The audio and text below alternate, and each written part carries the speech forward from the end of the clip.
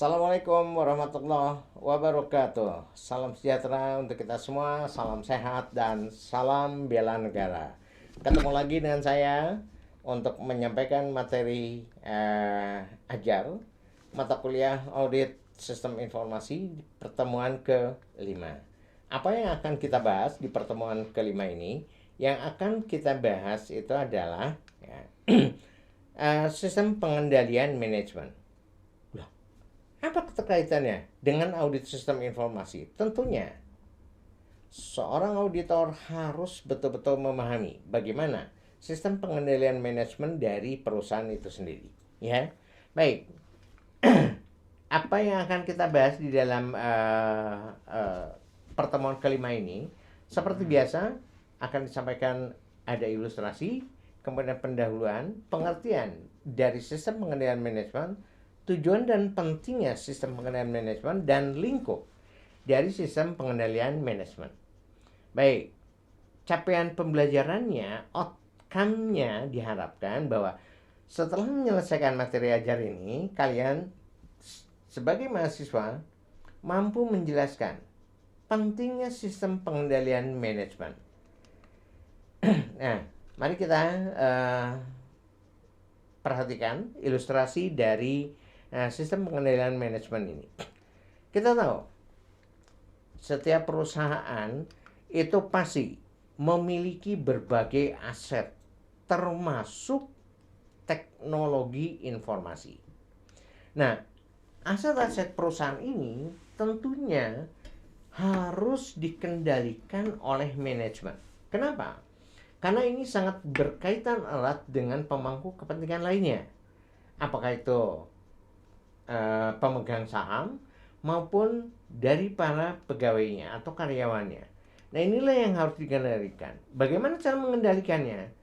Ini yang disebut dengan sistem pengendalian manajemen, ya. Apa itu sistem pengendalian manajemen?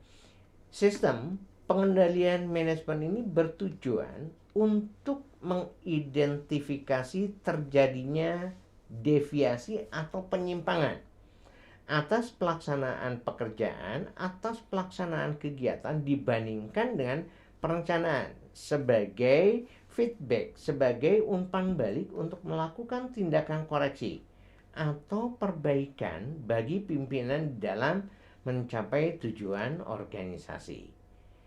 Ya. Nah, jadi pertanyaan adalah sistem pengendalian manajemen. Apa itu? Apa itu sistem? Kemudian, apa itu pengendalian dan apa itu manajemen? Sistem yang dimaksud adalah di sini perusahaan atau organisasi. Kemudian perusahaan atau organisasi ini terdiri dari berbagai elemen, berbagai bagian, departemen, unit yang tentunya saling bekerja sama untuk melaksanakan peran dan fungsi sesuai dengan tujuannya. Ya. Nah, pengendalian tentunya ini semuanya termasuk diri kita itu harus dikendalikan. Apalagi gitu kan, aset-aset di dalam suatu perusahaan. Jadi pengendalian ini adalah suatu proses pemantauan dan evaluasi yang dilakukan oleh manajemen agar tujuan yang sudah ditetapkan itu tercapai. Elemen apa saja yang terdapat di dalam pengendalian ini? Elemen detektor. Apa ini maksudnya? Untuk mencari informasi terkait proses perubahan. Ada elemen asesor. Asesor ini yang menilai. Untuk menilai apakah proses bisnis ini sudah sesuai standar yang berlaku atau belum. Karena pada dasarnya seorang auditor itu pasti di awal ketemu auditi itu akan mencari berbagai kebijakan, standarnya seperti apa. Kemudian elemen efektor. Ini adalah untuk mengubah proses yang terjadi jika auditor atau asesor menilai ada proses yang tidak berjalan sesuai dengan standar. Dan yang keempat, elemen yang keempat itu adalah jaringan komunikasinya.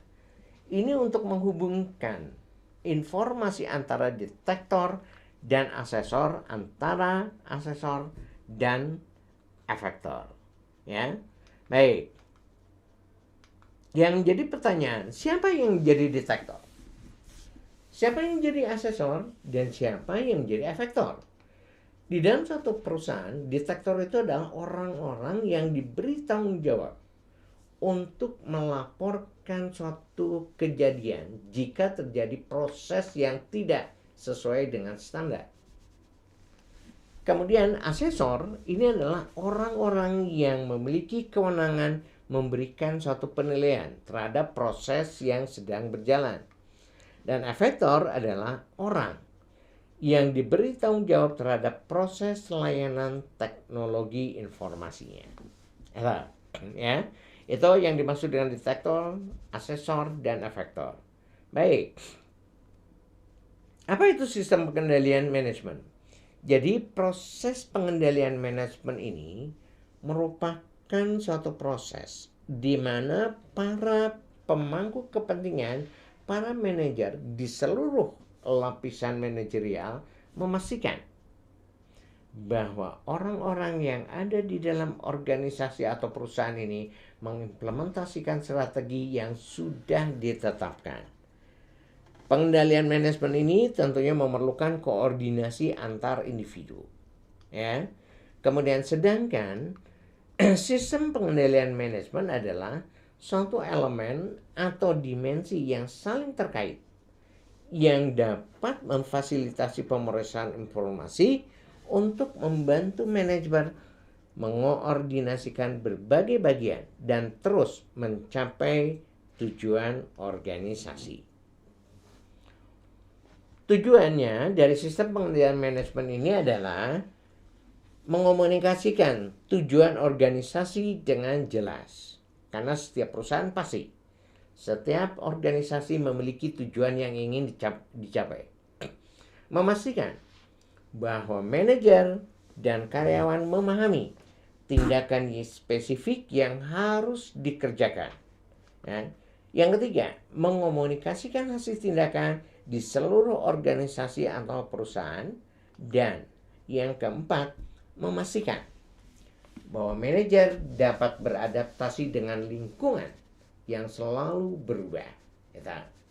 Ini adalah tujuan dari sistem pengendalian manajemen. Baik, setiap organisasi itu pasti memiliki sistem pengendalian manajemen. Sistem pengendalian manajemen dan komponen-komponennya. Komponen dari pengendalian ini adalah ada yang namanya lingkungan pengendalian. Kemudian lingkungan pengendalian ini akan menentukan integritas, nilai-nilai etika, dan kompetensi para anggota organisasi. Ada penaksiran risiko. Kalau di dalam bahasa komputer selalu ada kata if, dan lain sebagainya. Jadi seperti ini. Taksiran risiko ini tujuannya adalah untuk mengidentifikasi dan menilai risiko yang akan dihadapi perusahaan dalam upaya mencapai tujuan. Ya. Kemudian yang ketiga, aktivitas pengendalian. Apa maksudnya?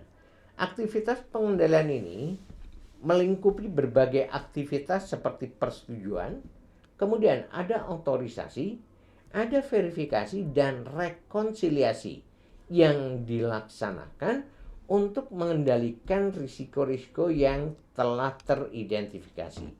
Dan yang keempat adalah komponennya informasi dan komunikasi.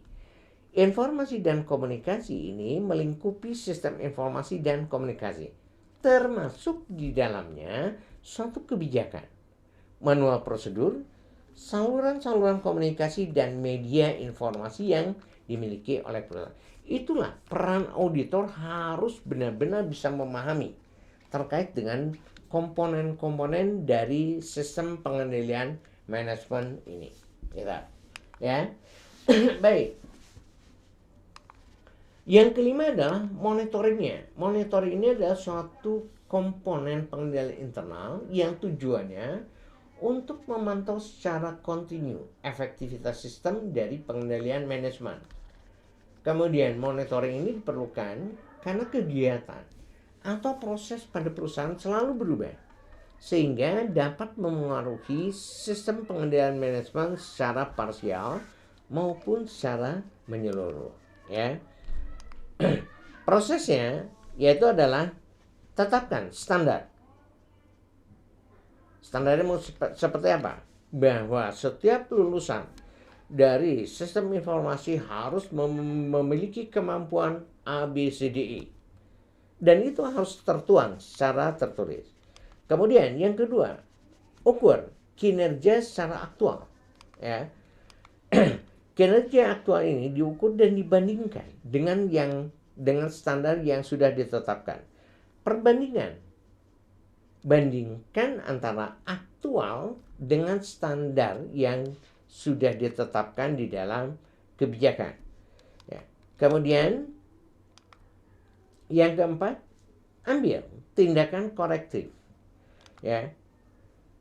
Kalau memang terjadi suatu kesalahan, itu harus dilakukan koreksi. Jadi kalau di dalam proses pengendalian manajemen ini ada 4 komponen, kalau di dalam proses pembelajaran itu ada 5. Yang terdiri disebutnya adalah PPEPP. Apa itu PPEPP? Penetapan standar, kemudian pelaksanaan, kemudian evaluasi. Semua pelaksanaan itu dievaluasi, bandingkan antara aktual dengan yang ditetapkan, ya. Kemudian pengendalian, dan tentunya yang terakhir adalah peningkatan. Jadi semuanya pasti ada standarisasinya. Nah, inilah pertemuan kelima ini. Mudah-mudahan pengendalian manajemen ini dipahami betul oleh kalian sebagai calon-calon auditor yang nantinya akan memeriksa, akan mengaudit berbagai aktivitas terkait dengan teknologi informasi dan komunikasi. Terima kasih. Wassalamualaikum warahmatullahi wabarakatuh. Sampai ketemu di pertemuan ke-6.